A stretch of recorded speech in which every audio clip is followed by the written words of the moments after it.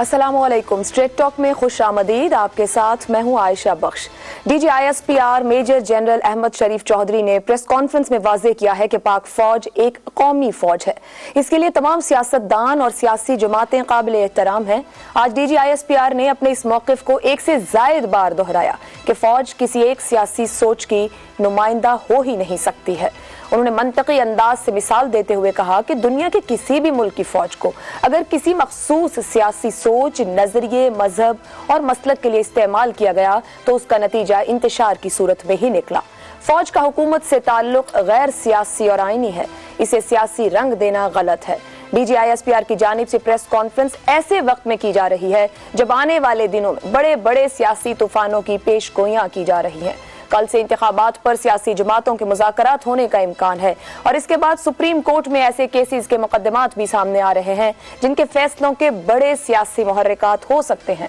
आने वाले दिनों में वजीर आजम की नाअहली, काबीना, कौमी असम्बली और पूरे के पूरे सियासी निज़ाम के मुस्तकबिल को लेकर सियासी पंडित बड़ी बड़ी पेशगोइयां कर रहे हैं। इन हालात में फौज की जानिब से इस मौक़िफ़ को दोहराना कि फौज किसी एक सियासी सोच की नुमाइंदा नहीं बन सकती, बहुत अहम बात है। फौज की तरफ से गुज़िश्ता साल के आगाज से तसलसल के साथ ये मौक़िफ़ सामने आ रहा है कि फौज अब सियासत में मुदाखलत नहीं करेगी।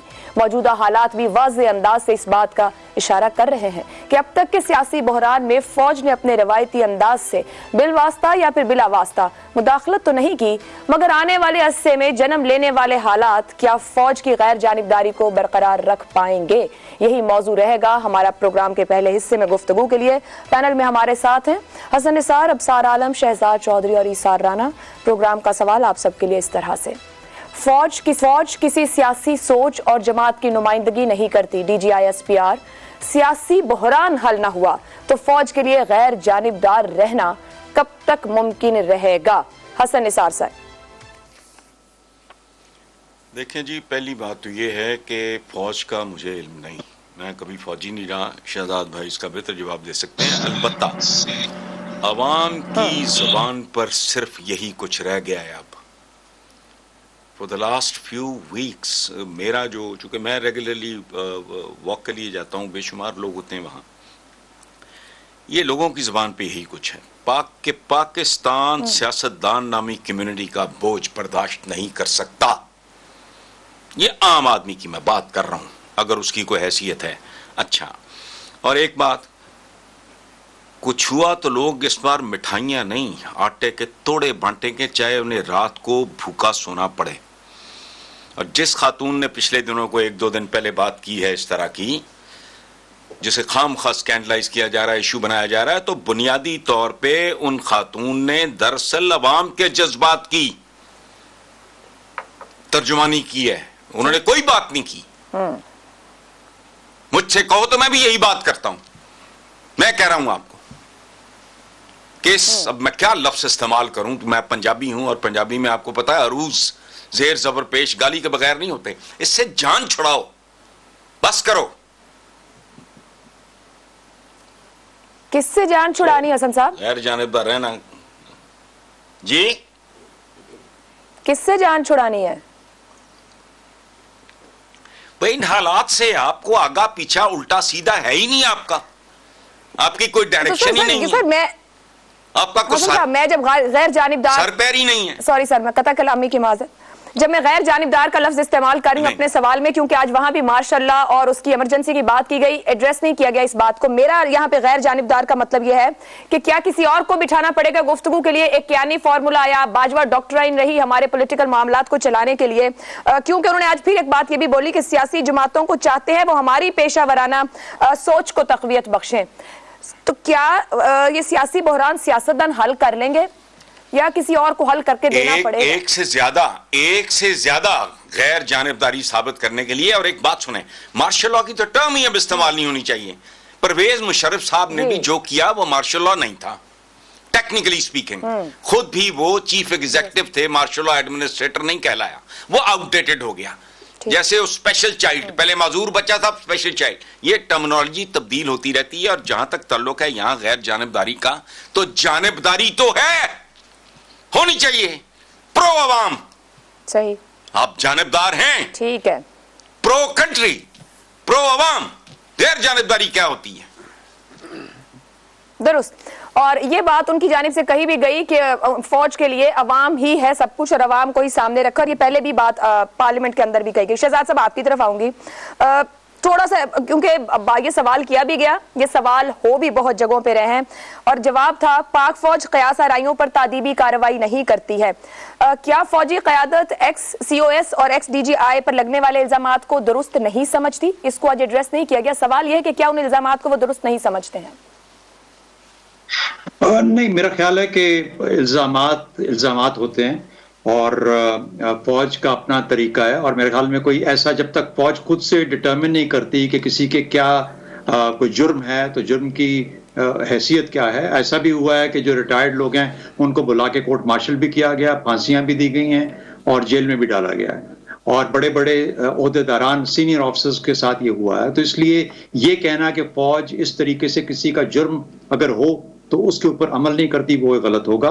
लेकिन मेरा ख्याल है ये बुनियादी सवाल नहीं है। जो आपका सवाल है वो ये देखिए, इस तरह की बातें तो बेशुमार, अब जो चला गया उसके पीछे जितनी मर्जी आप बातें करते रहें, फैज का भी नाम लिया जाएगा, जनरल बाजवा का भी नाम लिया जाएगा। काश के ये उस वक्त बातें की जाती जब वो यहाँ पे मौजूद थे ताकि वो उसका जवाब दे सकते। अब हम उनके बिहाफ पे जवाब देने के लिए तो नहीं बैठे हुए। लेकिन जो आपका बुनियादी सवाल इस जो है हमारे आज प्रोग्राम का, उसके अंदर जब आप बात करते हैं कि जो DGI-SPR की आज जो ब्रीफिंग हुई है उसका तनाजुर देखना पड़ेगा।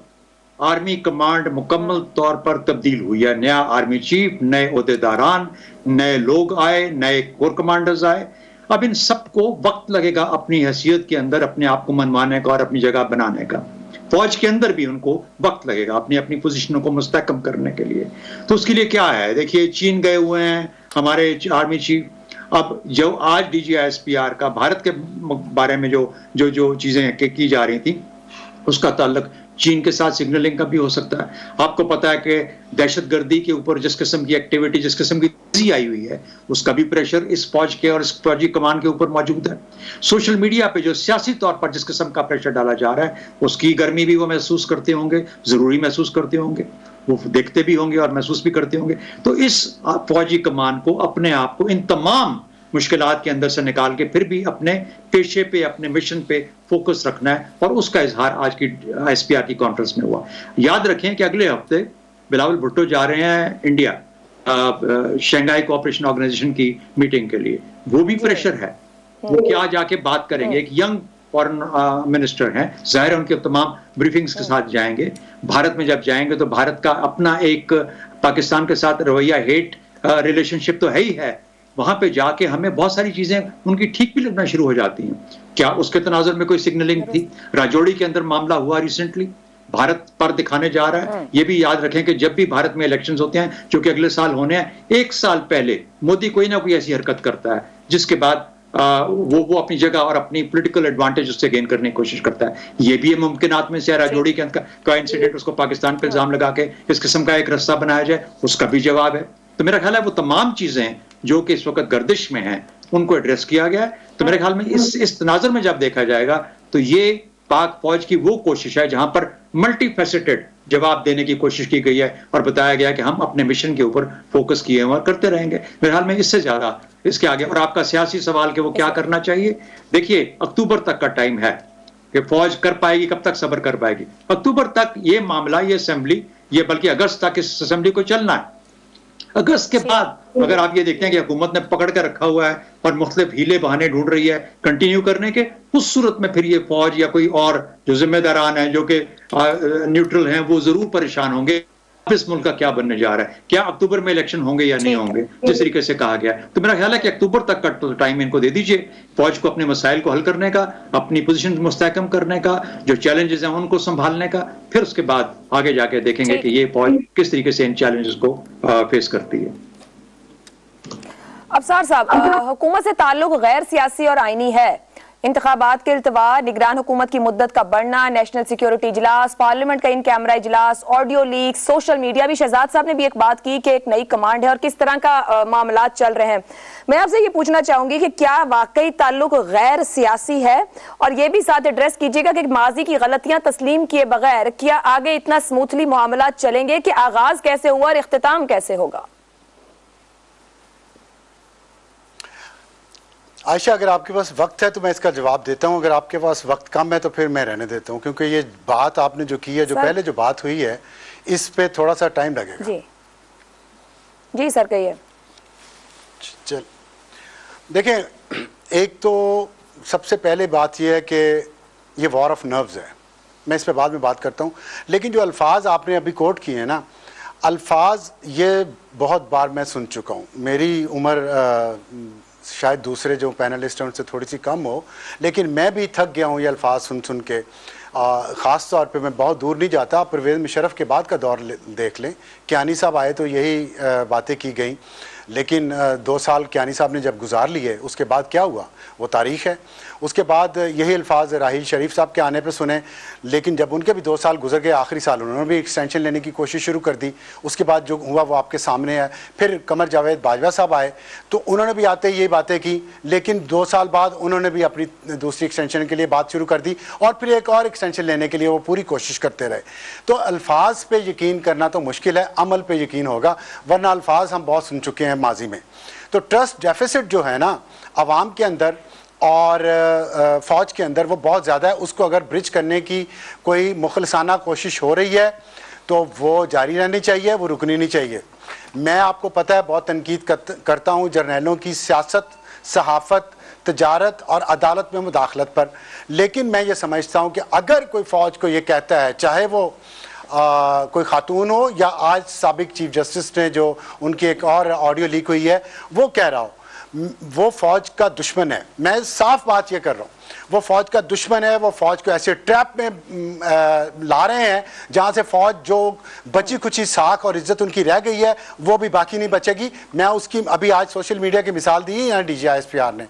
आप और DGISPR को ये पता है कि उनसे पहले के DGISPR जो हैं वो किस तरह इन लोगों के बच्चों के जहनों में जहर भर के गए हैं। आप सोचें अगर इस मुल्क में खुदा ना खास्ता मार्शल लॉ लग जाता है तो कौन सी सियासी जमात है, कौन से नौजवान नस्ल है, 60% इस मुल्क में नौजवान नस्ल है, वो क्या मार्शल लॉ को खुशामदीद कहेंगे? क्या वो मार्शल लॉ की तारीफ़ें करेंगे?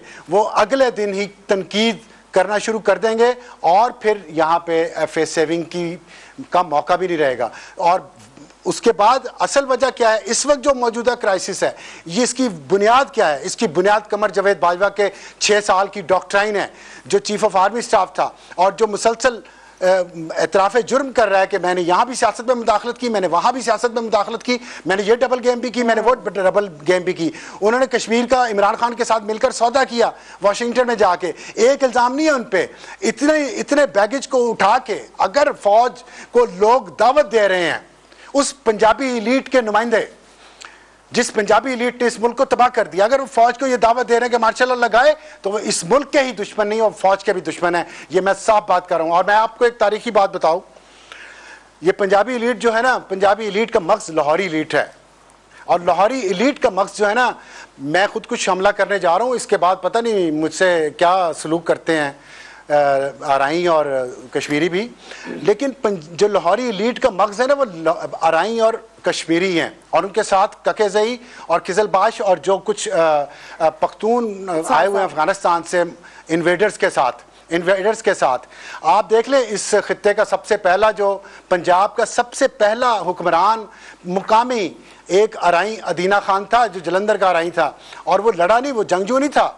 उसने दूसरों को लड़वा के, उसने मराठों को लड़वाया, उसने अब्दालियों को लड़वाया, उसने मुगलों को लड़वाया, उसने सिखों को लड़वाया एक दूसरे के साथ। और वो खुद मेरा नहीं ख्याल कोई ताल्लुक, सीख भी तो होनी चाहिए। हम सीख क्या रहे हैं, हमारे पास कैसे लोग मौजूद हैं, मिसालें क्या मौजूद हैं। ये तो आप DNA पे चले गए। वो शहजाद साहब ये DNA की बात किया करते थे, माजी हुआ, लेकिन नहीं, मैं जस्टिस साकिब निसार ने जो आज बात की है ना, मैं और जिस तरह उन्होंने डिफेंड किया है अपनी इस ऑडियो लीक को, मुझे तो मलिक क्यूम वो भी राई थे, मुझे तो आज लगा कि वो ज्यादा गैरतमंद थे कि उनकी ऑडियो लीक हुई, वो रिजाइन कर गए। साकिब निसार साहब तो डिफेंड कर रहे हैं। मुझे वो शेर याद आ गया, हमीयत नाम इंडिविजुअल मामला हुए ना साहब, इसको इंडिविजुअल मामला नहीं है, ये इलीट है, ये लाहौरी इलीट है। ना आयशा, ये लाहौरी एलीट है जो फौज को फंसाना चाह रही है एक बार फिर, और फौज अगर फंस गई इसमें, मार्शल लॉ लगा दिया, मैं आपको फिर बता रहा हूं ये इस मुल्क के खिलाफ साजिश होगी, ये फौज के खिलाफ साजिश होगी। फौज इस वक्त जिस तरह अपने आपको डिफेंड कर रही है, जितने मुश्किलात में है, और पाकिस्तान जितनी मुश्किलात में है, इसमें अगर फौज को मार्शल लॉ की दावत दे रही है ये एलीट, तो ये इस मुल्क की दोस्त नहीं है, ये अपने मफादात की असीर है। मगर फौज इस पूरे मामले से दूर है और वो समझते ही नहीं कि ऐसी बात को, जी ऐसी बात को एड्रेस करना भी जरूरी हो। मैं इसार साहब उसे दूर रहना चाहिए। बिल्कुल वो सर दूर है, वो बार बार यही रियलाइज करा रहे हैं। वो कह रहे हैं सियासतदान भी समझें कि हम कहाँ मसरूफ हैं और हमारी पेशावराना सोच के। इसार साहब, प्रेस कॉन्फ्रेंस के दौरान बार बार इमरान खान से मुताल्लिक सवाल किया गया, पर DGISPR का बार बार एक ही जवाब इस पूरे मामले पर रहा। उन्होंने कहा हम किसी एक सोच के नुमाइंदा नहीं हो सकते। जो पैगाम दिया जा रहा है फौज की जानिब से, जो बताया जा रहा है, ये समझाने की कोशिश की जा रही है, इमरान खान साहब को वाज़ेह पैगाम मिल गया होगा, समझ आ गई होगी। देखें, जो आज की प्रेस कॉन्फ्रेंस से पहले तो मैं ये सोचता रहा कि इसका बुनियादी मकसद क्या है और अब फौज जो है किस चीज़ की वजाहत करना चाह रही है। और इतनी लंबी प्रेस कॉन्फ्रेंस में तो मुझे तनवीर नकवी साहब मरहूम का एक गाना याद आ गया, वो था कि कुछ भी ना कहा, कह भी गए और कहते कहते रह भी गए। तो मैं तो ये उम्मीद करता रहा कि कोई ब्रेकिंग बात इसमें से निकलेगी, लेकिन उन्होंने बड़े तरीके से किसी भी सियासी सवाल का भरपूर सियासी जवाब नहीं दिया। और एक चीज़ के ऊपर वो फोकस करते रहे कि हमारा अगर हम हुकूमत के साथ हैं तो वो हमारा एक आईनी हम पे जिम्मेदारी है कि हम उसके साथ चलें। लेकिन हमारा किसी सियासी जमात से, उन्होंने 2-3 दफ़ा ये दोहराया कि हमारा किसी सियासी जमात से कोई ताल्लुक नहीं और हम अपनी प्रोफेशनल जिम्मेदारियां जो हैं वो पूरी कर रहे हैं। लेकिन जो सियासतदान जिनकी बका ही इस बात में है कि वो चोरियां डाके करें और उसके बाद जाके वो ताकतवर इदारों के पीछे छुप जाएं, वो कब तक एस्टेब्लिशमेंट को गैर जानिबदार रहने देगी, ये एक सवाल है। और दूसरी चीज़ ये कि अफसार भाई की एक बात को मैं चाह रहा था कि मैं अभी अपनी वो दूं। अफसार भाई ने कहा कि उम्र में वो छोटे हैं, तो मेरे और उनमें भी मेरे ख्याल 2 घंटे का ही फर्क होगा, हम दोनों ऑलमोस्ट एक से ही हैं। नहीं मैं 2 घंटा, मैं अपने आप को मैं कहता हूँ बड़े। लेकिन ये जो पंजाबी एलीट की बात मुसलसल हो रही है ना, मेरा सवाल ये है कि क्या अयूब खान पंजाबी था, क्या याहिया खान पंजाबी था, क्या परवेज मुशर्रफ पंजाबी था, ये जो 3 मार्शल लगे क्या ये 3 जो आर्मी चीफ थे ये पंजाबी थे? मेरा ख्याल है कि हमें तासुब को हवा देने के बजाय ये तलाश करना चाहिए कि आखिर ऐसी वजूहात क्या होती हैं कि जो अवाम की जो आवाज़ होती है उसे दबा दिया जाता है, और कौन लोग हैं जो अवाम की आवाज़ दबा के अपने मजमूम मकासद के लिए चीज़ों को इस्तेमाल करते हैं। तो मैं ज़ाती तौर पर ये जो एक सवाल है ना कि क्या फ़ौज के लिए गैर जानिबदार रहना मुमकिन होगा या नहीं होगा, तो मेरा तो सवाल सिर्फ ये है कि इस वक्त पाकिस्तान की अवाम इलेक्शन डिमांड करती है और वो इस सिलसिले में मुसलसल चीखों पुकार कर रहे हैं। मैं किसी सियासी जमात के तर्जुमान के तौर पे बात नहीं कर रहा, मैं पाकिस्तान की अवाम के तर्जुमान के तौर पे बात कर रहा हूँ। या 73 पार्लियामेंट में बैठे हैं वो भी तो अवाम के ही नुमाइंदे हैं। वो अवाम के नुमाइंदे हैं। आपके ख्याल में जो बाहर आ गए मुझे सुन लेना कि वो अवाम के नुमाइंदे कहते हैं ना कि हम आपको लेके आए थे हर मेहनतें करके, अब आप हमें पहचानते भी नहीं है, ठीक है ना, वो ऐसे अवाम के नुमाइंदे हैं। तो मैं ये समझता हूँ हमारी फौज है, हम अपनी फौज से मोहब्बत करते हैं, हम उनकी कुर्बानियों को सलाम पेश करते हैं, लेकिन ये तासुर के इलेक्शन नहीं हो रहे और चंद लोग जो अकलियत में हैं और इसके हुकूमत के ऊपर जबरदस्ती बैठे हुए हैं, ये तासुर खत्म होना चाहिए और ये तासुर खत्म होना चाहिए कि उनके पीछे कोई इदारे खड़े। ठीक है, अब सार साहब लूंगी, मैं हसन साहब से एक बात पूछना चाह रही हूँ कि वो आप ही की बात से रिलेटेड है, तो मैं उसके बाद आपकी तरफ आती हूँ। हसन साहब, पंजाबी एलीट की बहुत बात हमारे शो पे बार बार हो रही है, क्या वाकई एलीट पंजाब का ऐसा रहा जो फैसला साज रहा, बना रहा और फैसले भी कहीं ना कहीं गलत होते रहे? ये सिर्फ यहीं पर है या हम ये कह सकते हैं कि नहीं इनफरादी मामलात है? नहीं आयशा, पाकिस्तान में मुसलमानों के अंदर एलीट है ही नहीं।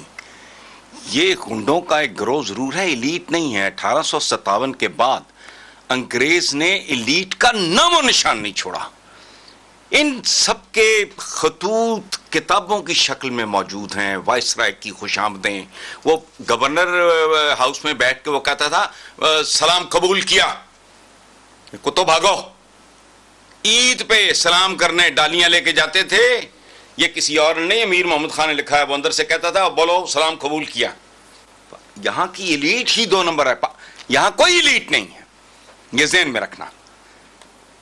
बर्रे सगीर के मुसलमानों में एलीट नाम की कोई चीज नहीं।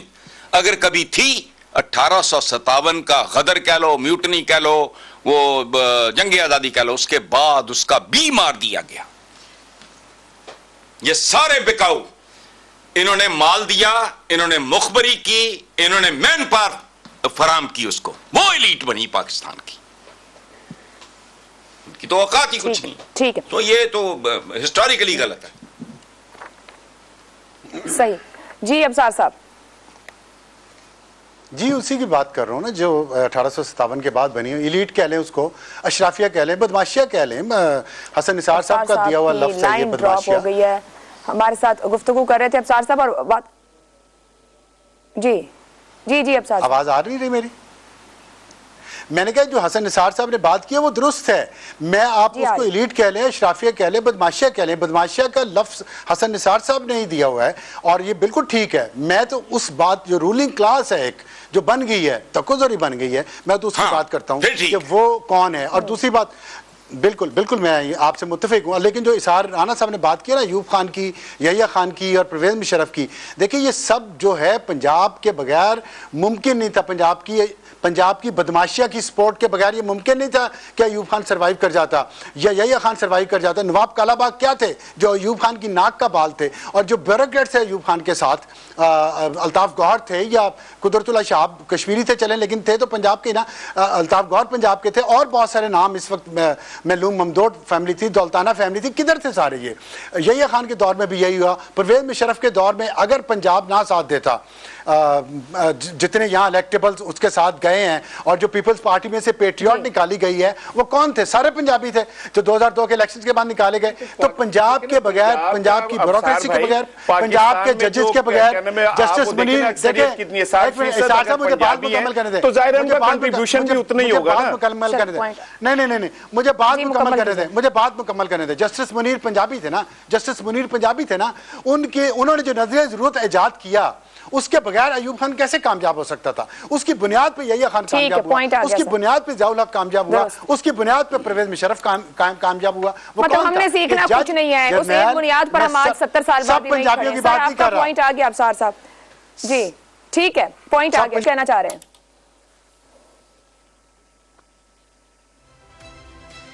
शहजाद साहब? शहजाद साहब को आवाज नहीं जा रही, ब्रेक लेनी है, ब्रेक से वापस आएंगे तो गुफ्तगू आगे बढ़ाएंगे।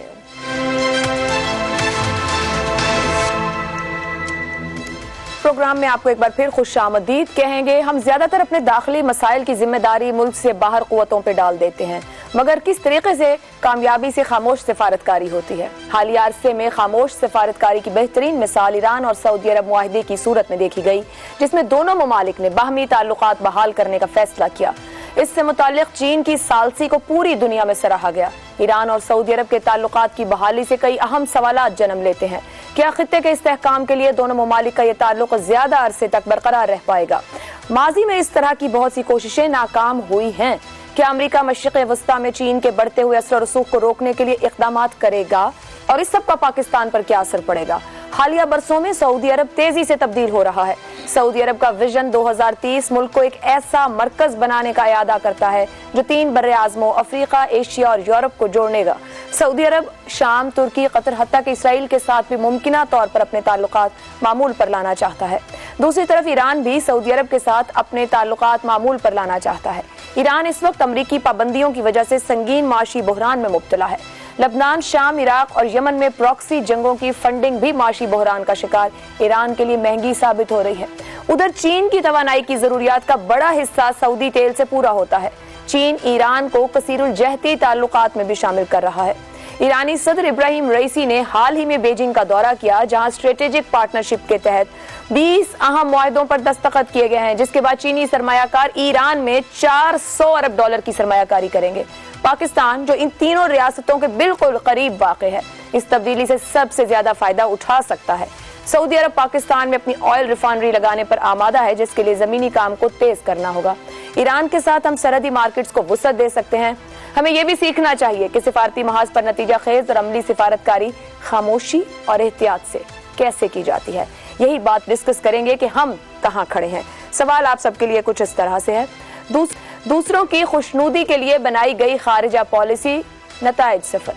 क्यों पाकिस्तान आजाद खारिजा पॉलिसी नहीं बना पाया? हसन साहब। देखें, पहली बात यह है कि इस वक्त पूरी दुनिया ताश के पत्तों की तरह रीशफलिंग की जद में है, and this is not happening for the first time. ये first world war, second world war के बाद ये सुपर पावर और ये और वो सारा ये सिलसिला बनी ना इंसान की रिकॉर्डेड हिस्ट्री में चलता रहा है, पहली बात। और इसमें बहुत ज्यादा एहतियात, वरना आप बुक हो जाएंगे आने वाले 100-200 साल के लिए। अच्छा, आपने लफ्ज इस्तेमाल किया खुशनुदी का, ये ग्राउंड रियलिटीज का खेल है। अब मुझे को गाली दे, मैंने कभी परवाह नहीं की। ये हिंदुस्तान के साथ नॉर्मलाइजेशन से लेके इसराइल तक के साथ नॉर्मलाइजेशन, मैंने तो कभी इस बात की परवाह नहीं की। मुझे जो कहना है कह लो। अच्छा, खुशनुदी नहीं होती, ग्राउंड रियलिटीज होती हैं। मुझको अपने दुश्मनों का राजदां बनना पड़ा, ये तारीख में हुआ है। अच्छा, आखिरी बात, पाकिस्तान का जो हुक्मरान तबका जिसकी तरफ इशारा किया था अफसार साहब ने, ये अशराफिया तो है नहीं, लेकिन बहरहाल ये मायोपिक विजन के खुदगर्ज लालची हुक्मरान, खारजा दाखिला को तो मारो गोली, हर किस्म की पॉलिसीज इनकी डंग टपाऊ होती। इनकी तमाम तरजीहात वोट बैंक के गिर्द घूमती हैं या पर्सनल गेन्स। कोई मुल्क बताओ दुनिया का बाइज्जत सरेआम जिनके हुक्मरानों की जायदादें बाहर हों? आपका क्या ख्याल है? हराम खाता नहीं इंडियन पॉलिटिशियन? कोई हया होती है इनमें? वो भी नहीं है। ये दिखावे के लिए भी कुछ नहीं करते। इसलिए please try to understand, it is not just your खारजा। आपका दाखिला क्या है? क्या इस मुल्क में वसाइल की मुनसिफाना तकसीम कभी है? हैरान कौन बात है। कौन सी पॉलिसी है मुझे बताएं प्रो अवाम? मुल्क कुछ नहीं होता। ये मुल्क पहाड़ों, दरियाओं, जमीनों, जंगलों, खेतों, समुद्रों का नाम नहीं है। वो तो कई है जगह दुनिया में वो, लेकिन वो मुल्क नहीं है। मुल्क होता है अवाम से। जब तक आप प्रो अवाम, अवाम फ्रेंडली पॉलिसीज नहीं बनाते और वो उसमें प्रायोरिटी पे, टॉप प्रायोरिटी में नहीं होते, यही कुछ होगा जो गंद यहां घोला जा रहा है। बस जी, ठीक। ये पर्सनल गेन, कुछ शर्म आती है? जेन्युइनली भी हो, जेन्युइनली आबाई पैसा हो आपके पास, आप शर्माएंगे घर रखते हुए। ये क्या मोहम्मद अली जिन्ना वो रख नहीं सकते थे? मुझे बताएं, नहीं रखा। So many Indians. ये तो बेशर्मी, बेहयाई का इश्तिहार है ये। छोड़ें इनको। ठीक। शहजाद साहब, हमारी पॉलिसी दूसरों की खुशनुदी के लिए रही, ग्राउंड रियलिटी के मुताबिक रही, क्योंकि अमेरिका इंडो पैसिफिक हिकमत अमली के तहत चीन का मुकाबला करने को तैयार है। चीन एक दूसरी पावर के तौर पर सामने खड़ा है। हम कहां प्लेस हो रहे होंगे जबकि नेबरिंग कंट्रीज के साथ जो ताल्लुकात हैं, क्या वाकई हमारे मामलात बैरूनी हैं या फिर अंदरूनी है? अच्छा, मैं इसका जवाब देता हूं, लेकिन वो मैं एक छोटा सा कमेंट करना चाह रहा था। अफसार साहब बड़े अरसे से ये पंजाब की अशराफिया के बारे में कहना चाह रहे थे। हसन साहब ने भी उसका जिक्र किया बड़ी तफसील के साथ। छोटा सा नुक्ता है, और अफसार साहब की जहां तक पहुंच है उनको चाहिए कि इस नुक्ते को जरूर आगे बढ़ाएं। मेरी नजर के अंदर, कम से कम मेरी नजर के अंदर, आप पंजाब का जो सूबा है इसको दो हिस्सों में डिवाइड कर दें। जनूबी पंजाब कर दें और शुमाली पंजाब कर दें, या सिर्फ पंजाब कर दें, और फिर देखें कि ये अशराफिया का जो कंट्रोल और होल्ड है हमारी मुल्की सियासत के ऊपर और मुल्की मामला के ऊपर, वो रहता है या नहीं रहता। लेकिन ये आपको पंजाब के लोग ही ये काम करते हुए नजर नहीं आएंगे। जो ये पंजाबी अशराफिया का जो शोर उठता है ना, वो इस वजह से उठता है कि 60% नेशनल असेंबली की रिप्रेजेंटेशन वहां से होती है। एक बड़ा सूबा है, 12 करोड़ अवाम है, इस वजह से वहां से होती है। लेकिन इसका तरीका यह है कि इसको, और अगर आप उससे भी आगे जाना चाहते हैं तो डिवीजन की सतह पे पूरे मुल्क के अंदर सूबे बना दें, जिस तरीके से बाकी दुनिया के अंदर होता है, और फिर देखिए कि उससे असर पड़ता है कि नहीं पड़ता। बहरहाल ये एक साइड पे हो गई। अब आप चाहते हैं आपका सवाल के ऊपर खुशनुदी है या क्या है? खुशनुदी नहीं है, मजबूरी है। मुझे ये बताइए, क्या मईशत आपकी अपनी है? मांगे तांगे की तो मईशत है आपकी। यूएई ने पैसे दिए, सऊदी अरब ने पैसे दिए, चीन ने पैसे दिए, IMF देगा, उसके साथ हमारी मईशत और हमारा खाना पीना चलता रहेगा। तो जिनका खाना पीना भी बाहर से आता हो और मांगे तांगे का हो, उनकी खारजा पॉलिसी कैसे इंडिपेंडेंट हो सकती है? आपका दिफाई निजाम आप कितना पैदा करते हैं अपने मुल्क के अंदर, और कितने फीसद जो कि एक डोमिनेट परसेंटेज है जो कि आप बाहर के ममालिक से रिसोर्स कराते हैं? क्या आप चीन को कभी ये कह सकते हैं कि ये जो आपने हमारे साथ मुआहदे किए हैं इंडिपेंडेंट पावर प्लांट्स के, ये पाकिस्तान के हक में बिल्कुल ठीक नहीं है? पाकिस्तान को इसकी बहुत गजंत पहुंची है और हमें नुकसान उठाना पड़ा है। कह सकते हैं? नहीं कह सकते, क्योंकि आपका बहुत ज्यादा लिंकेजेस वहां पे मौजूद है। हम जब बात करते हैं ना खारजा पॉलिसी की, हम अमेरिका, चीन और रूस से नीचे बात नहीं करते।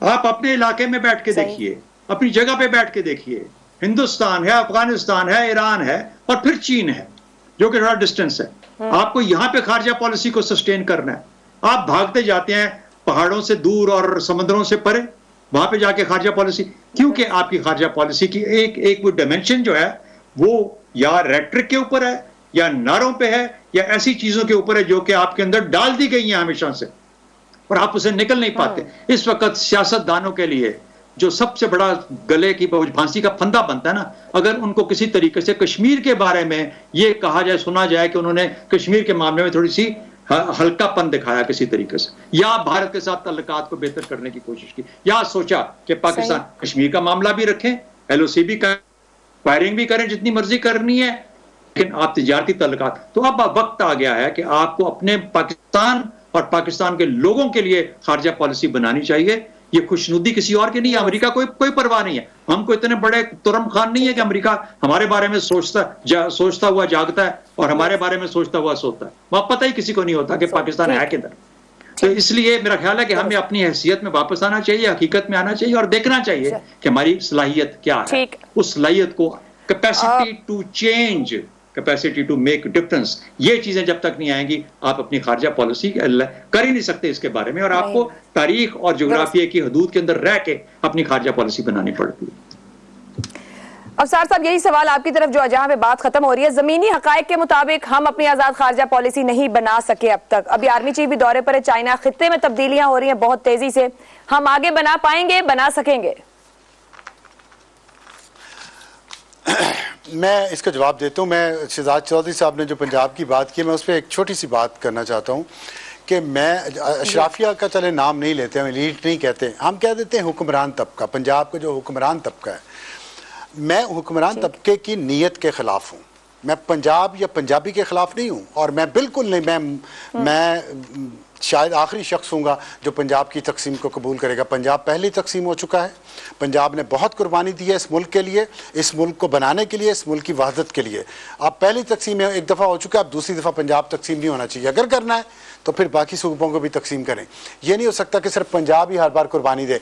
मैं जब तनकीद करता हूँ पंजाब के हुक्मरान तबके पे सिर्फ करता हूँ, पंजाब के साइज़ पे नहीं। बहुत बड़े बड़े मुल्क होता है, तुर्की बहुत बड़ा मुल्क है, एक कौम है, तो उसको आधा दो तो नहीं कर सकते ना। तो पंजाबी अगर तादाद में ज़्यादा हैं तो ठीक है कि अब ये तारीखी हकीकत है, इतना बड़े हैं, पहले दूसरा पंजाब भी साथ था और बड़े थे, हमने कहां से लाने? अफसार साहब, अभी इस मौजू पे गुफ्तगू फिर भी किसी दिन हम कर लेंगे, क्योंकि हमारे पास फिर ऐसे हुक्मरान नहीं ना। आप खुद हुक्मरान को क्रिटिसाइज कर रहे हैं, उनके लिए मैनेजेबल ही नहीं है सूबा, तो क्या करें? एक ही शहर या दो शहरों पे फोकस करेंगे तो बाकी सूबा का, इसको एक तरफ रखते हैं। आप सवाल पर आ जाए। अभी कल आप कह देंगे पाकिस्तान 23 करोड़ का मुल्क है, मैनेजेबल नहीं है, 23 करोड़ का मुल्क है, मैनेजेबल नहीं है, इसको 4 मुल्क बना दें। जहां ले आए, इसीलिए तो सवाल कर रही हूँ। हसन साहब ने भी कहा ना, दाखिली मामला संभल रहे ना, खारजी प्रो अवाम तो कुछ है नहीं। उसकी वजूहात वो ही हैं जो हसन निसार साहब ने बताई है खारजा पॉलिसी के हवाले से, और जो शहजाद चौधरी साहब ने बताई है खारजा पॉलिसी के हवाले से। मैं दोनों से मुत्तफिक हूँ, और इसकी वजह यह है कि खान लियाकत अली खान के दौर से लेके हम मगरिब ज़दा हैं। हमारी नफ्सियात जो है ना, और हमारे अंदर जो एहसास कमतरी है मगरिब की तरह का दिखने का, वो हमें मरवा चुका है आज तक। जब तक हम अपने खित्ते, अपने इलाके की तरफ देख के पॉलिसीज नहीं बनाएंगे। और दूसरी बात, जो हमारे झगड़े हैं, हज़रत उमर रज़ी अल्लाह तआला अन्हु ने जब यरूशलेम फतह किया, उन्होंने यहूदियों को बुला के वहाँ पे बसाया, उन्होंने ईसाइयों को उनका टेम्पल वापस किया। ये बड़े लोगों की, ये जब अपने आप पे एतमाद होता है ना, तो फिर आप इस तरह की बातें नहीं करते कि फलाना हमारा दुश्मन, तो फलाना दुश्मन के साथ भी जंग के दौरान भी सलाहुद्दीन अय्यूबी यरूशलेम फतह करने, सलीबी जंग के दौरान अपने भाई की शादी रिचर्ड शेरदिल की बहन के साथ की, जो सलीबी फौज का सरबराह था। ये इससे अपने मौक़िफ़ पे आप कॉम्प्रोमाइज़ नहीं करते। जो मैं चाइना और ताइवान की मिसाल देता हूं कि अपने मौक़िफ़ पे आप कॉम्प्रोमाइज़ मत करें, लेकिन इसका ये मतलब नहीं है कि प्याज भी नहीं आप इंडिया से मंगवा सकते या कश्मीर, दोनों कश्मीरों के लोग आपस में मिल भी ना पाएं। वो जो बात हसन निसार साहब ने कही है ना, नेशनल इंटरेस्ट वही होता है जो पीपल्स इंटरेस्ट हो, जो पब्लिक इंटरेस्ट हो, जो अवाम का इंटरेस्ट हो, वही नेशनल इंटरेस्ट है और कोई नेशनल इंटरेस्ट नहीं है। बाकी सब बहाने हैं हुकूमत और ताकत के। ठीक है इसार साहब, क्यों नहीं बना पाए आजाद खारजा पॉलिसी, बदलती तब्दीलियों में बना पाएंगे? देखें, पाकिस्तान की मिसाल ना एक ऐसी खूबसूरत लड़की की है जो बैक वक्त दो चौधरियों से फ्लर्ट करती है। इससे भी तोहफा लेती है, इससे भी ले लेती है, और कभी इसको वादे कर लेती है, कभी उसको वादे कर लेती है, लेकिन एक वक्त आता है कि चौधरियों में भी ये ठन जाती है कि ये तय करना कि ये है किसके साथ। जो इस खित्ते में जितनी तेजी से तब्दीलियां आ रही हैं और जितनी तेजी से चीन का इन्फ्लुएंस बढ़ रहा है, उसमें अमेरिका को जाहिर है बहुत सारी रिजर्वेशन है, उसे खौफ भी है, तो उसमें पाकिस्तान का रोल जो है वो तो जाहिर है अब बन गया। इसमें हमें एक वाज़ेह लाइन तो लेनी है। लेकिन मैं देखें, आपने जो सवाल किया ना कि खुशनुदी के लिए हम क्या खारजा पॉलिसी बनाते हैं, देखो खुशनुदी का मतलब ये होता है कि मेरे पास एक चीज़ है और मैं आप खुशनुदी के लिए उसमें से आपकी मर्जी से ये यूं कर दूं, दे दूं, ले लूं। सवाल ये कि क्या हमारे पास कुछ है? हमारी औकात ये है कि IMF के एक मुलाजिम को ये कहा जाता है कि आप जाएं, आप आज से पाकिस्तान के वजीर आजम हैं, और वो वहां से उड़ता है, उसके पास पाकिस्तानी शनाख्ती कार्ड और पासपोर्ट भी नहीं होता, और वो यहाँ आके वजीर आजम बन जाता है, और 2 दफा ऐसा होता है। हमारी तो औकात इतनी है कि हमने उससे हमाद अजहर को रेवेन्यू के ऊपर बिठाया तो 24 घंटे में हमें उसका नाम वापस लेना पड़ गया। हमारे हाथ में क्या है? 1950 में जब हमें रूस से दावत हुई और वजीर आजम हमारा अमेरिका चले गए तो क्लियर हो गई थी बात कि हम कहां पे खड़े हुए और हमारी हैसियत क्या है और हम करना क्या चाहते हैं। जब इमरान खान का तैयारा वापस बुला लिया गया रास्ते में से, तो उससे समझ नहीं आई हमें कि हम कहां खड़े, हमारी हैसियत क्या है, कि हम किस फोन कॉल के ऊपर वो इमरान खान का तैयारा वापस आया था। नवाज शरीफ साहब कारगिल की जंग में क्यों भागे भागे अमेरिका के पास गए थे, और अब ये बड़े फखर से हम कहते हैं कि सऊदी अरब पीछे आ गया जी, बस वो सुलह करा देगा। इससे हमारी औकात का पता चल जाता है कि हमारे तो मामलात भी बाहर फैसले करते, वो ये तय करते हैं कि हमने सुलह किससे करनी है, मामलात कैसे चलने, हुकूमत कैसे आनी है, ऑफिसर्स कौन से होने। तो ये तो बड़ा एक दिलचस्प आपका सवाल है कि खुशनुदी के लिए जहां पे भीख मांगने वाले हैं, और हम फखर से कहें कि हम भीख मांगने वाले हैं, हम जाके वहां किसी के सामने बैठ के उसके चेहरे का तासुरात लेके ये खुश है तो इससे $1 अरब और मांग लें, तो हमारी औकात क्या है कि हम अपनी खारजा पॉलिसी खुद बना सकें। ठीक है जी, बात हो रही है अपनी ग्राउंड रियलिटी की, लेकिन बड़ी अहम बात उठती है कि सियासी हिकमत अमलियां बन सकती हैं, सियासी जुमा कर ली जाती हैं, अपने इत्तेहादी और मुखालिफिन बदल लिए जाते हैं अपने अपने जाती मफाद के लिए, मगर मुल्क के लिए हिकमत अमली नहीं बदल सकते और 70 साल में कुछ सीख नहीं सकते कि हमें कहाँ खड़े होना है और कैसे खड़े होना है। सियासी बात आखिर में जाते जाते वक्त कम रह गया, मुख्तसर कॉमेंट्स लूंगी पैनल से भी। पीपल्स पार्टी PDM का हिस्सा नहीं है, इख्तिलाफात की वजह से अप्रैल 2021 में पीपल्स पार्टी ऑपोजिशन इत्तेहाद से निकल गई थी, फिर मुज़ाकरात हुए और जो भी हुआ वो तारीख का हिस्सा सही, मगर पीपल्स पार्टी उस वक्त से अब तक अपनी इनफरादी हैसियत में PDM की इत्तेहादी रही, मगर PDM का हिस्सा नहीं है। बिलावल भुट्टो और आसिफ जरदारी कई मौक़ों पर इस बात का बरमला इजहार करते रहे, मगर गुज़िश्ता रोज आसिफ जरदारी ने नवाब शाह में गुफ्तगू में कहा कि वह मजबूरी के तहत इत्तेहादी हुकूमत का हिस्सा है, क्योंकि अगर वो ऐसा ना करते तो इमरान खान 2035 तक इख्तिदार में रहता और फिर हम दुनिया में किसी को मुंह दिखाने के काबिल ना रहते। ज्यादा गुफ्तगू पे नहीं जाऊंगी, सवाल आपके सामने रखूंगी इसी मामले पर। इत्तेहादी हुकूमत का हिस्सा बनना मजबूरी थी, आसिफ जरदारी। मुफाहिमत के बादशाह को आखिर मजबूर किसने किया, हसन साहब? देखें जी, ये हुब्बे अली नहीं, डे वन से ये बुग़्ज़े मुआविया है, जिसे आज की ज़बान में बुग़्ज़े इमरान कह लें। उससे खौफज़दा लोगों का इज्तिमा है, अल्लाह खैर सलाम, बाकी सब बहाने। आई एम थ्रू जी, आगे जी। अबसार साहब, आपके ख्याल में कहाँ मजबूर हुए और इतना एतमाद मौजूद है अब आपस में PDM और पीपल्स पार्टी में? भोली बात कर रही हैं आप भी, सियासत है ये, इंतखाबात आ रहे हैं, इंतखाबात में हर पार्टी ने अपने आप को पोजीशन करना है, दूसरे के खिलाफ ज़्यादा सीटें जीतनी हैं। इत्तेहादी जमातें ऐसे ही करती हैं इंतखाबात के करीब आके, कोई इसमें इतनी बड़ी साइंस नहीं है, ना कोई मजबूरी थी ना कोई गैर, सब सियासत थी। हुकूमत में आना सियासी फ़ायदा था। अब हुकूमत का वक्त ख़त्म हो रहा है, अगले इलेक्शन आ रहे हैं, तो ये शो करना कि हम इनके कोई बहुत ज़्यादा दोस्त नहीं हैं, हमने अगले इंतखाबात एक दूसरे के खिलाफ लड़ने हैं तो हमारे इख्तिलाफात हैं, ये शो करने बस सियासत है, उसमें और कुछ नहीं है, इससे ज़्यादा कुछ नहीं है। ये कहा जाए आहिस्ता आहिस्ता अलैद की इख्तियार कर रहे हैं वो। जाहिर है, आप देख लें, माजी में उठा के देख लें, ये हुआ था जब इंतखाबात के करीब आएंगे कोलिशन गवर्नमेंट के जो इत्तेहादी होंगे बहुत कम है कि वो अगले इलेक्शन में भी इकट्ठे जाएं, वरना ऐसी कैसे अपने उम्मीदवार खड़े करेंगे वो एक दूसरे के खिलाफ। उनकी वहाँ पे लोकल सतह पे तंजीमें होती हैं, उनके आपस में इख्तलाफात होते हैं, एक दूसरे धड़े, हमारी सियासत धड़ेबंदी की सियासत है, तो जो नीचे धड़े हैं वो एक दूसरे के साथ कैसे देंगे। इसी तरह उनके लिए ये फिजा बनाई जा रही है, अपने वर्कर्स को तसल्ली दी जा रही है कि तैयारी करें, कायम हो जाएं। ठीक है शहजाद साहब, ये बात बड़ी हमारी सियासत में मशहूर रहती है, नंबर गेम पूरी करने के लिए इदारे किरदार अदा करते हैं। ये सब इदारों के कहने पर अगर साथ हैं तो फिर क्या आने वाले इलेक्शन के तहत साथ रहेंगे, या जो अबसार साहब कह रहे हैं कि एक मजबूरी है उससे पहले की पोजिशनिंग है? नहीं, इदारों की तो कौन यहाँ सुनता है, इदारों के तो ये बड़े सब महा बादशाह हैं, डोमिनेट करते हैं हर चीज को। इदारों का हाल देखे ना क्या किया हुआ है, किस तरीके से उनको आपने, मैं फिर दीवार के साथ लगाना कह दूंगा, लेकिन बाजवा और फैज का नाम ले लेके सुनानियां तीनों, तसनियां तीनों, तो सुनानियां नौ बैठी ही थे। सो आज उस 9 ने बेचारी ने जवाब देने की कोशिश की है, ठीक है। इसलिए इस बात को रहने दें। आपका सवाल बुनियादी सवाल, मैं लंबा टाइम नहीं लूंगा। किसने मजबूर किया उनको ज्वाइन करने के लिए? इमरान खान ने। क्यों ज्वाइन किया? सियासी मफाद के लिए। अब क्यों इस तरह की बातें कर रहे हैं, अपने आप को अलग पोजीशन करके? बिलावल भुट्टो को कहां पे वो जो एक्सपोजर देना था दे दिया, अब तो वो ये खुल के कह रहे हैं कि मैं बिलावल भुट्टो को वजीर आजम देखना चाहता हूं, और जरदारी साहब का ये कुछ कह को शायद ये सब कुछ कर दिखाएं। बासूरत पीपल्स पार्टी अपने तौर पे अब अपने आप को डिस्टेंस करिए, क्योंकि इलेक्शन आने वाले। वाकई जो कह रहे हैं हसन साहब और जो शहजाद साहब, आप एग्री करते हैं कि मुफाहिमत के बादशाह को इमरान खान ने मजबूर किया और इसलिए वो जुड़े भी और फिर टूट गए? इसमें दो चीजें, इमरान खान ने भी मजबूर किया, लेकिन जावेद लतीफ, साद रफीक और शायद खाकान अब्बासी और ख्वाजा आसिफ भी दबे दबे लफ्जों में यही बात कहते हैं कि हम मजबूरन इकट्ठे हुए। तो ये मजबूरी क्या थी वो और किसने इकट्ठा किया, ये तो खुद वो अपने बातों से बता देते हैं। और रही इमरान खान की बात, तो उन्होंने कहा कि 2035 तक उसका मंसूबा था, तो हमें मुंह दिखाने के काबिल न रहते, लेकिन उसने तो अभी मुंह दिखाने के काबिल नहीं छोड़ा इन लोगों को। और दूसरी बात ये कि जो ख्वाहिशात की थैली है ना, इसमें से अभी आप देखेगा कैसे कैसे बागड़ बिले बाहर निकलेंगे।